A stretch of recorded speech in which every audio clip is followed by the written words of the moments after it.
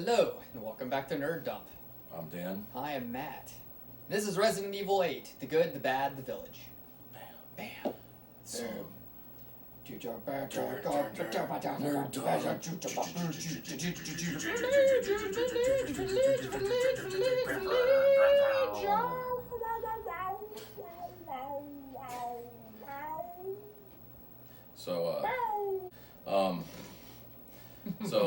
yeah, we're gonna talk about Resident Evil 8. Village. Matt here has played it already like 4 or 5 times now, right? More? Not important. Not important. I just recently played it and beat it.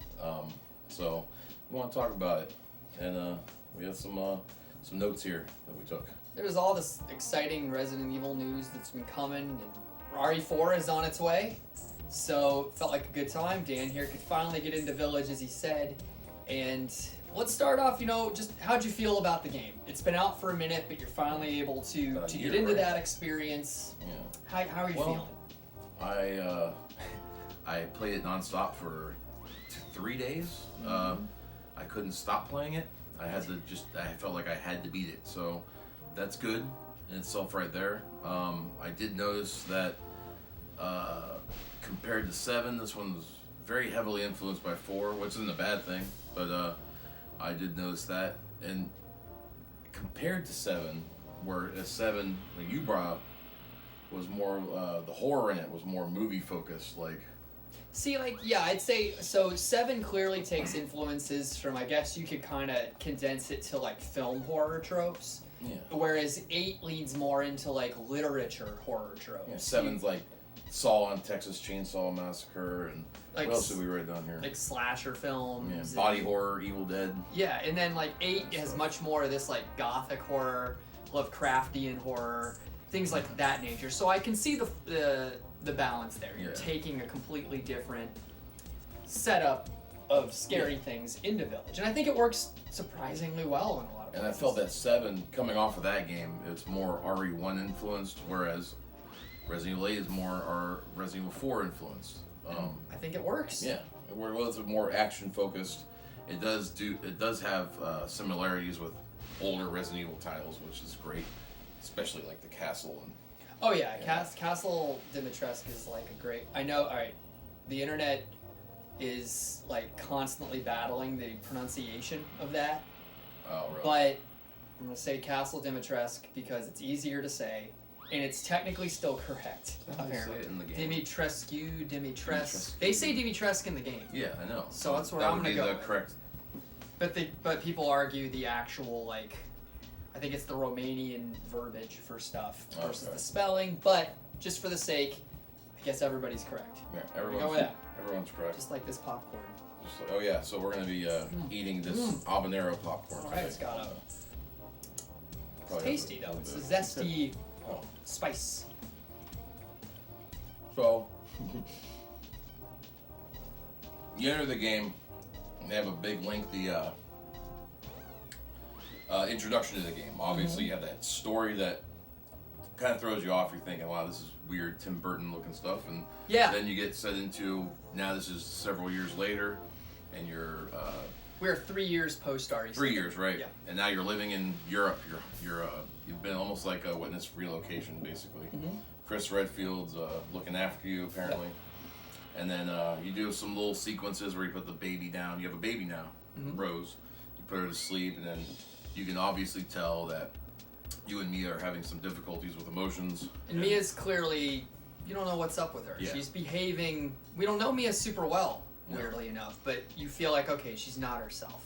And then, bam, she gets shot. Chris busts in and shoots her some more, picks you up, picks the baby up, baby Rose up, and you're off. And then there's a crash. Yep. And now starts the game, which I felt just like in 7. They did a really good job with it's a very linear path, but they did that in 7 as well.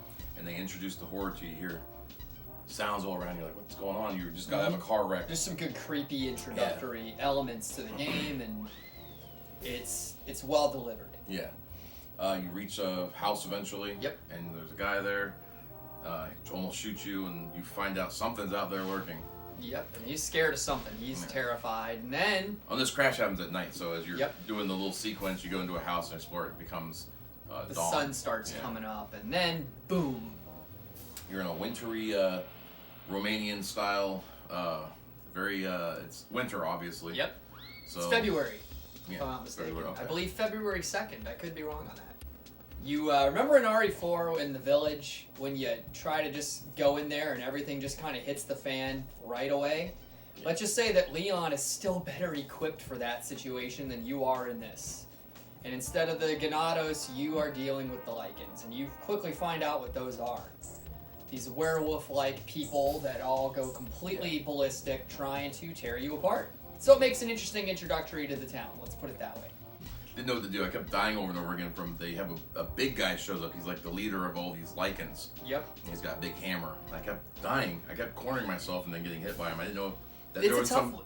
timer that you're supposed to wait Well, you're for. under-equipped, and you're Yeah. thrown into this battle that basically is like, you can fight or run, and it's usually the latter, because you just gotta run the clock, and it's pretty freaky, because, like, I had the luck of going into this game with really almost no spoilers, so when I played it, I just didn't know what to expect, and this whole sequence was really tough, because I was trying to do that little tick where you need to explore everything. Yeah. Because I was like, I'm probably going to spend time here, but I still feel like I don't want to miss something. Right. But you also, right away, you realize these Lycans are your base enemies. And they're tanky, they're difficult to take down, Right. and they move. It's They're also- very agile, they're very aggressive. Yeah. This is also the part where you find out that this is probably going to be a more action-based RE game because the enemies drop things when you kill them. Yep. They drop items or collect money, stuff like that. So you're like, okay, you're picking up money for a reason. So Yeah. Well, yeah, you're supposed to wait it out. Yep. And then get into the story Yeah. proper, so to speak. Yeah, and then you get approached by an old woman who you find her. So an old lady, witch-looking old lady The approaches old you. hag. Supposedly the main villain of the entire game. You don't know that. Miranda. So you make your way from there. Exploration is key in this game too. You gotta keep looking for stuff. It's just like any Resident Evil game. You go to Castle Dimitrescu. Or no, I'm sorry. You get taken by Heisenberg. First. Yep. You're trying to figure out where to go. You start moving towards this castle, but you get captured by evil Nicolas Cage. Yeah. And that's where stuff really, really kicks into gear to try to understand the scope of the environment you have ahead of you. Mm-hmm. And you get into a nice little discussion in the attic somewhere. And all, evil Nicolas Cage, Igor, an evil doll, and Yeah. a giant pretty lady are all fighting over who gets to kill you. And by fighting, I mean giant pretty lady and Nicolas Cage are fighting over who gets to kill you, really. Right. But the point is, you're thinking to yourself, well, I'm gonna have to deal with all these people at some point. And of course, the mysterious Miranda is in here calling all the shots. Heisenberg wins, and he's taking you on a little death gauntlet where you have to outrun all these bad guys and get through this whole big area that's trying to take you out. And you get out. So now you're on a mission. You want to find your kid, and you're out there looking for her. But in the process, well, you got to start going to scary places, which is where we enter Castle Dimitrescu. Obviously, this Castle Dimitrescu reminds me a lot It's excellently designed. of Resident Evil 1 a little bit. But it feels more real. It's not like a big booby-trapped building. Right. It The feels like a real place. puzzles feel more realistic. But it's modeled after a real castle. Yeah. Well, that's which what you. I think is really cool. I think it's in Romania. It's a real location. It's modeled after that, Yeah. which I just think is the coolest thing. That's what you said when we were talking before. Mhm. It felt like a real location as opposed to this labyrinth Like house. booby trap Yeah. labyrinth. Yeah. Yeah. This place, Castle Dimitrescu, makes sense in a lot of ways, Yeah. and I love the location. And this one has 4 pursuer elements in it. It does. You got the 3. The 3 daughters. Keep talking. There's Bella, Cassandra, and Daniela. And actually, Lady Dimitrescu herself is named Alcina. I don't know how you pronounce it. So if you think that's ABCD, that's Yeah. kind of clever too. Not important. But Yeah, they're so- basically representing that vampire motif. But they're not technically vampires. No. What you find out in the game, it's just that They drink blood. the mold from 7 is actually a living being. It's a living entity. Yeah, in this village. It affects everyone differently.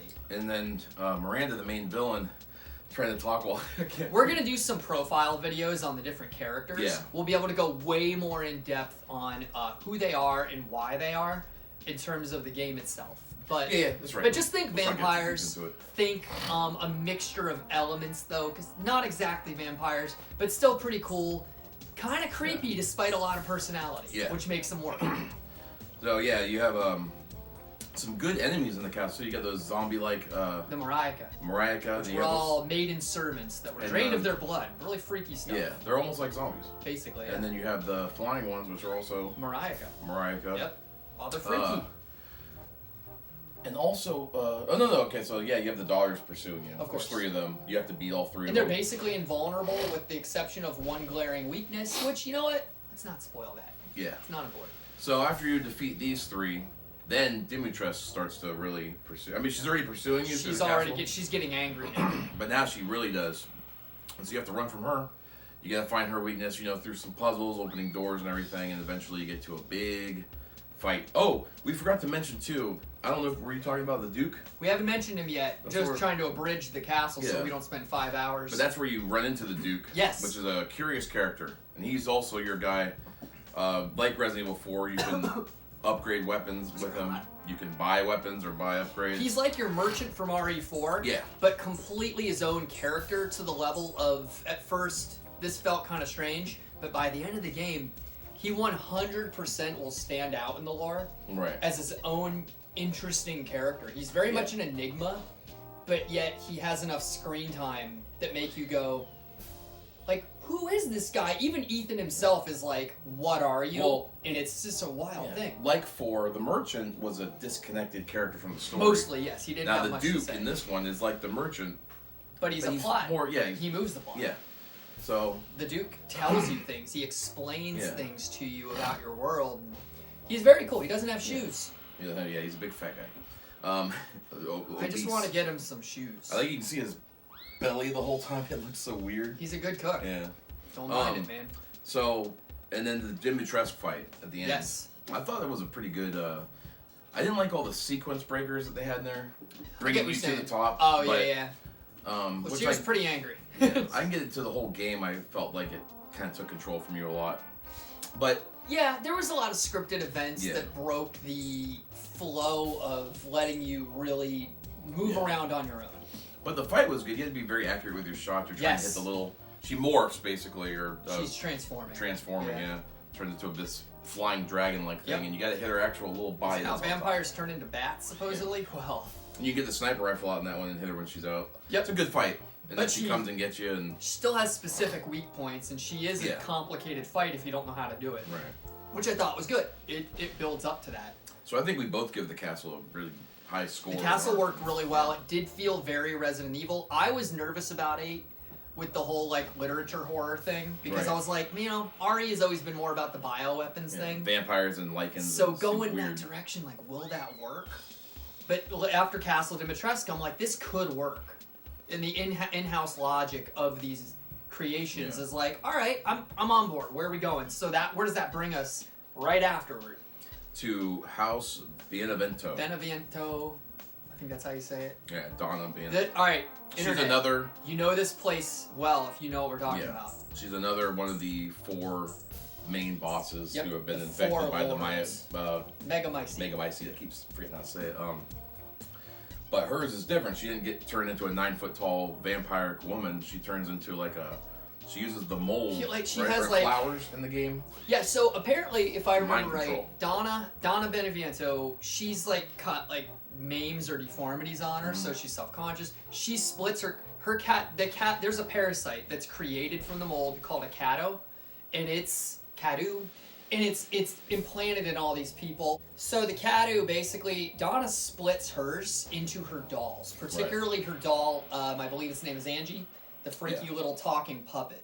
Yeah. And what Donna also can do is affect certain plant life around her. And there's a lot more to it, I'm just really abridging it.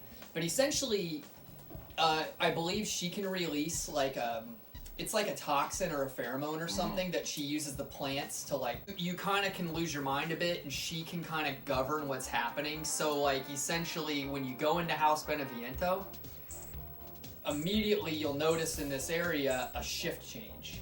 And it's basically her getting more control over you and send you into this insane sort of deluge of all the stuff you're scared of. And it's a pretty wild section of the game. There's a lot to spoil here, but it's another one, instead of saying specifically what you run into, I would say go in as spoiler free as possible, because it's a really alarming gameplay section that I never look forward to playing through, but in the best ways. It's a good departure that I think worked from classic Resident Evil game style. Psychological. Very psychological. They strip you of your healing items, your weapons, everything, and you're just in there solving this big puzzle in the basement, basically. Yep. And then... And it works. If you don't want to know, so I'm going to say it right now, turn it off for a little bit. Skip ahead. You finally solve this puzzle, right? And then the power goes out in the place. Mm-hmm. And you go to the power breaker, right? You're going... Trying to leave. And then all of a sudden, this horrifying baby-like creature that's supposed to be messing with your mind in the game. It's supposed to be... it's supposed to be like a fetus of Rose, but as a horrifying, consuming monster. And it's basically Ethan's afraid of what Rose can be with this control of the Megamycete involved. Like, she could be a monster, and he's like scared of that, and that's what's hunting you. And it's like, okay, if you played Alien Isolation, it reminds me of that game. There's this hide and seek factor to handling this situation that you really can't do anything but play hide and seek in order to get out of there. Yeah, and it's stressful. It's not really a pursuer element.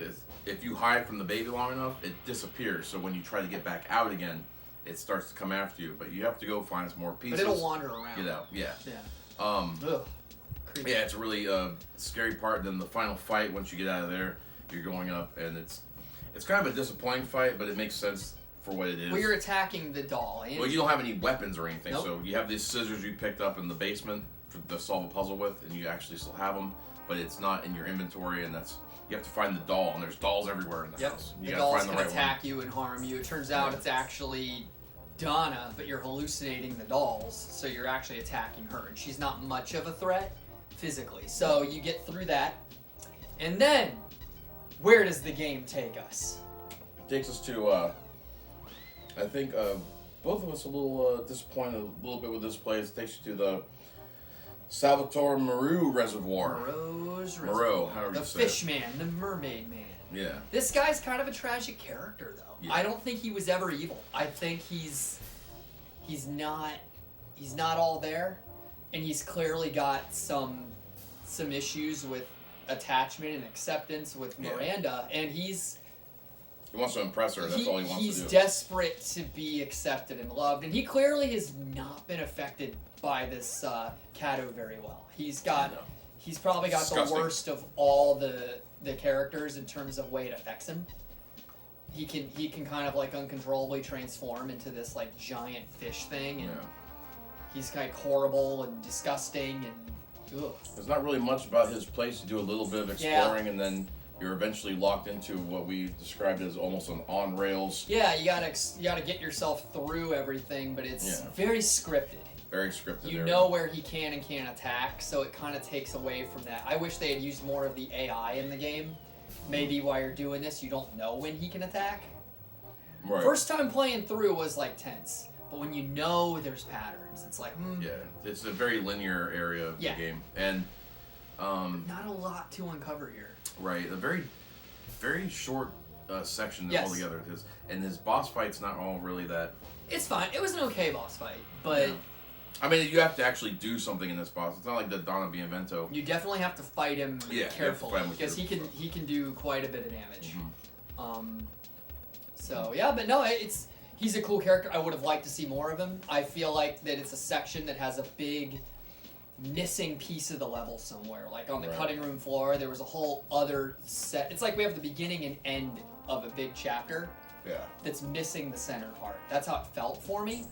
But again, it could be a lot of reasons for that. Game development's complicated, takes a long time. Yeah, You beat this guy and you come back. Every time you beat one of these lords, by the way, you can explore more of the village. Which we recommend you do. Yeah, you have more keys and items that you can open up. Some things you can only access at specific parts of the game. So, not to spoil it, but after you get past House Beneviento, go back to the graveyard area in the village, look around, a certain tomb will be open, get the thing inside, and then go back to House Beneviento. You'll deal with something, but then you're welcome. Fight a giant troll. And then you're welcome. Yeah. Because you can get some stuff. Hence the name of the game, Village. So, now you've beaten 3 of the lords. The Heisenberg one, who's more of a, you call it mad scientist Frankenstein. Yeah, he's in that more in that. He's got Magneto powers, though, from X-Men. And, Nicolas Cage as Magneto. You're going to start interacting with him, and he's going to kind of... Ethan Winters. Yeah, he's going to be goading you. He wants you to do stuff for him. He wants you to join him. Yeah. He's kind of crazy, though. He's going to send you to basically destroy the Lycan stronghold. It's like a test. He wants you... Okay, more spoilers. He wants you to help him fight Miranda. He 100% is not on the side of his own team. But he's testing you. But he's also pretty deranged. So yeah, he throws you through a gauntlet to test your resolve in combat. So now you're going to fight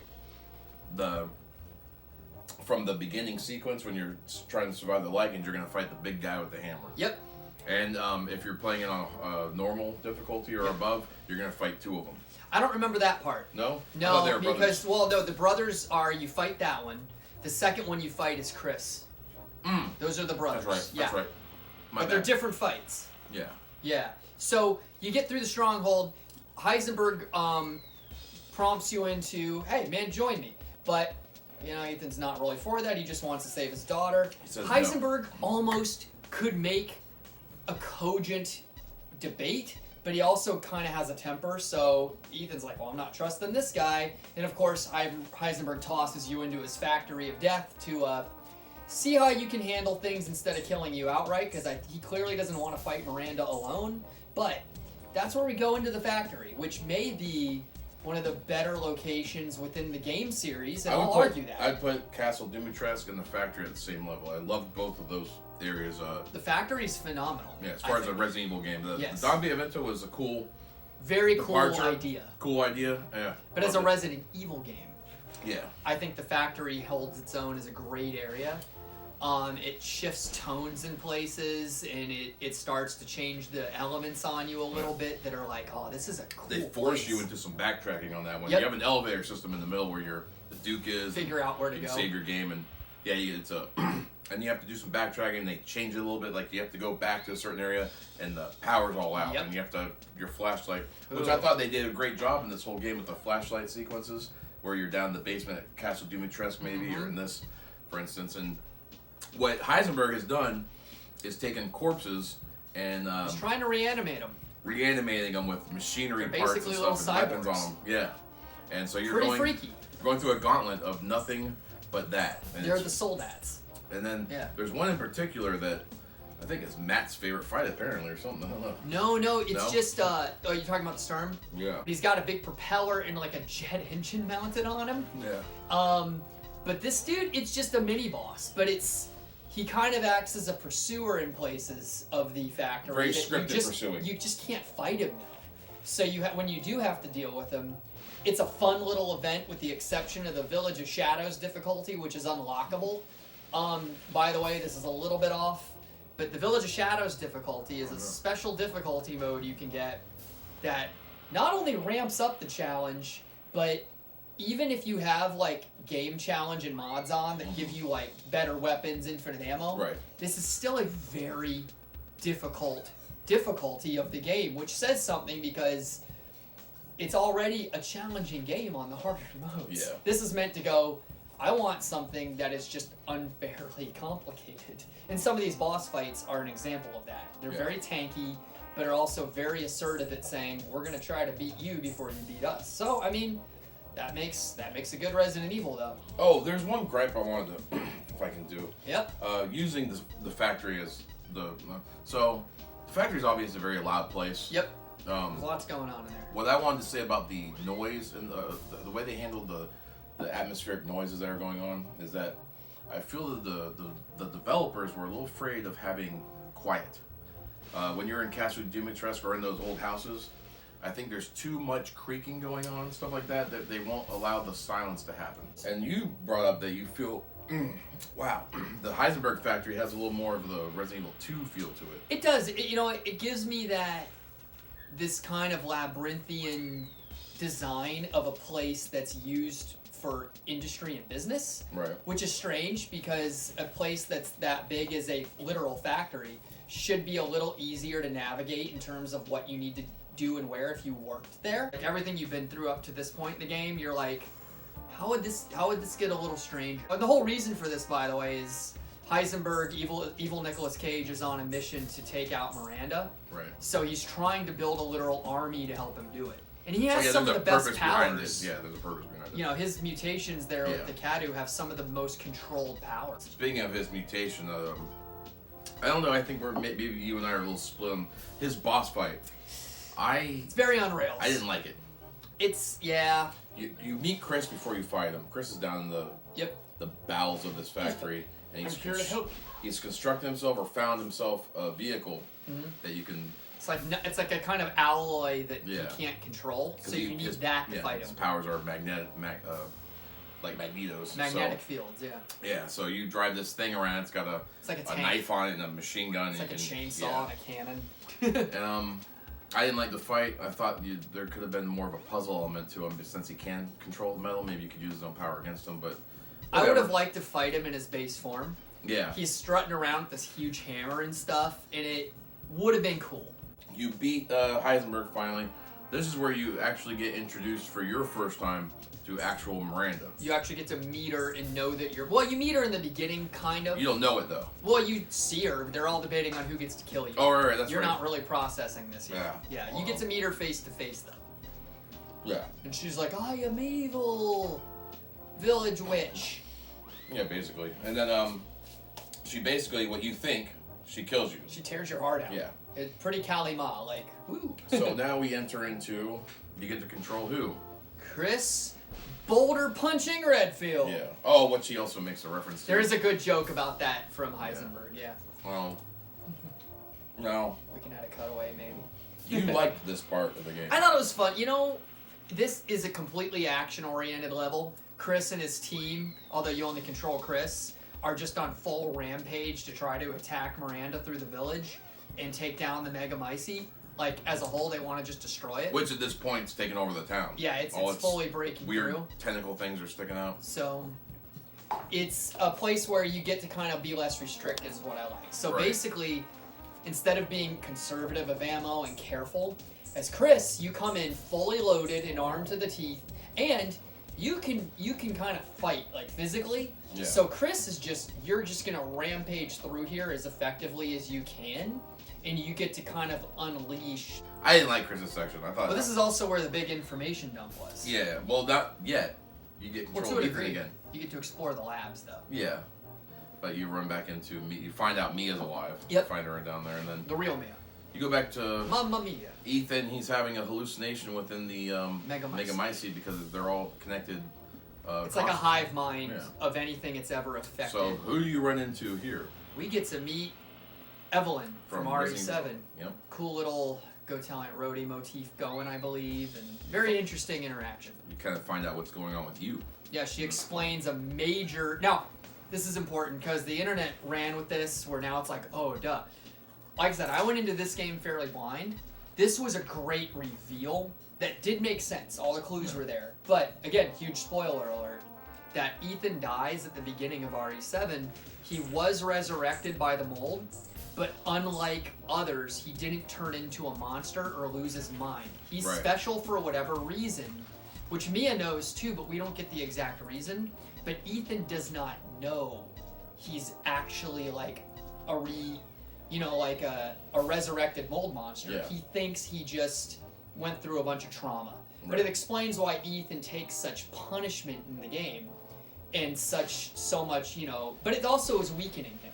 Right. He can only regenerate so much. But he had died. He just, that's also why Rose is special. Because Right. Mia was fully infected for years, so Rose was the offspring of two very affected people by the Right. mold, so she is special. So after this, Evelyn. Evelyn hallucination. Hallucination That is thing's and going isn't. on. I mean, Evelyn Yeah. technically does exist within. Yeah. You got control of Ethan again. You're going down into Miranda's laboratory, basically, or study, or whatever you want to call it. And there's just basically a big storyline dump. Bunch of. That's all it's Chris. Yeah. That's what I was saying.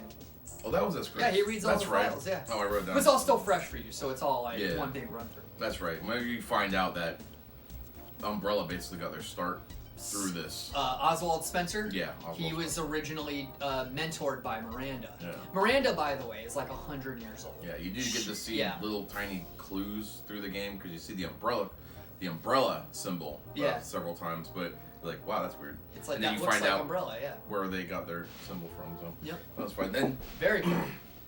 man, that habanero, man. Then basically almost the end of the game, you have the big Miranda fight once you get control of. Which is pretty cool overall. yeah. Multi-phased, and she has different forms that she shifts in and out of.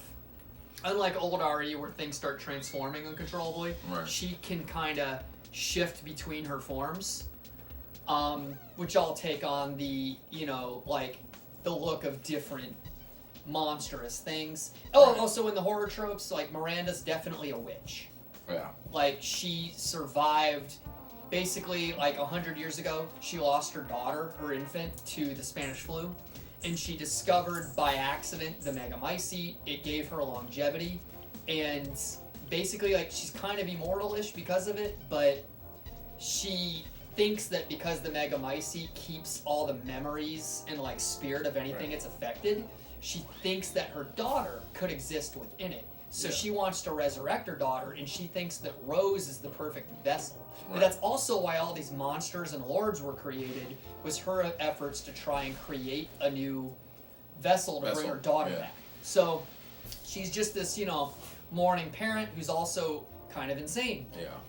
And that's her whole motivation. But she's also, again, really important to note, she's kind of nuts. You beat her. Ethan sacrificed himself for the game. To take down the Megamycete. You're back. This is all just storyline now. Chris rescues Mia and Rose, and they're in a helicopter escaping. They got something in there with them. The BSAA shows up, Yep. and they give you the final real reason why Chris and his team left the BSAA. Is that the BSAA is now using bioweapons. Well, they didn't know that before this, but they were just... I mean, the BSAA shows up to They show up to yeah. attack the village, too. And they actually capture one of the soldiers they're using, which is a bioweapon. Which is another huge thing, because originally the BSAA was formed as Fight an bioterrorism. anti-bioterrorism, which is pretty wild, and it's setting up. I don't know if they're going to address that in 9. I hope maybe. they do. I hope so. I hope they bring back some of the older characters, and we Oh, get to see man. a. But still, there's so much stuff to do. Like, it's Yeah. going to be cool. So we're gonna let Matt take over for a little All right, bit. I played the DLC. I haven't Shadows played of Rose. There's not a lot to say here, but it's pretty cool. Mercenaries mode, really fun. It added Chris Redfield immediately to the Mercenaries, but it gives you unlockable characters of Lady Dimitrescu and Heisenberg. I haven't unlocked him yet because it's hard. There's a third-person mode now for the main game, which was traditionally just first-person. Looks pretty good. I haven't played it yet, Okay. but I did beat Shadows of Rose, which takes place 16 years after the end of Village. That's the main DLC. The main DLC. It's a pretty beefy DLC. Takes a good 3-4 hours, I'd say, to Okay. get through.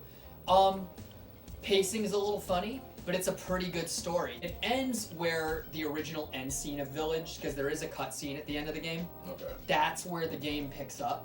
I mean, that's where the DLC ends. Oh, right As there. now Rose has a better understanding of her powers and motivations to her relationship with her father and what she's trying to do with her life.